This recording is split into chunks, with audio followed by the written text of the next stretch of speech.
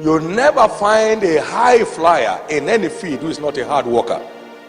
Because God is not mocked. Whatsoever a man sows, that also shall he reap. He that sows sparingly shall also reap sparingly, and he that sows bountifully shall reap also bountifully. This is so crucial and so vital. There is a story of this young man by name James Owen. He was a high school boy in the early 1900s, and then he asked his coach, "Mr. Coach, I would like to be a sports star." And the coach looks at him and said, "Good, and let me show you the first steps on the ladder to becoming a star in sports." He said, 1, determination. He said, 2, dedication. He said, 3, discipline. And 4, sacrifice. This young chap picked it up and began to run with it. By the Berlin Olympics of 1923, this boy became a 3 gold medalist. His broad jump, or what you call long jump record, took 22 years to be broken. By running with those facts, I perceived that was not the only boy that had it, because the coach would have told all the others. One of you came to me this morning and said he wanted to be a sports star, and I told them 1, 2, 3, 4. And all of them clapped. "Yeah, coach, that's right." But only that boy ran with it. And he became a world-renowned athlete. There will always be more workers than there are leaders, because the price of leadership is not cheap. It is no cheap talk, it is hard work. Working first and foremost on yourself, and then working on your task, managing the issues of your life with utmost efficiency. That's how great leaders are born. The good news is it's never late to be right.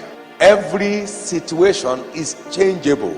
Every position is alterable. If you are willing to pay the price, no one will deny you of the goods.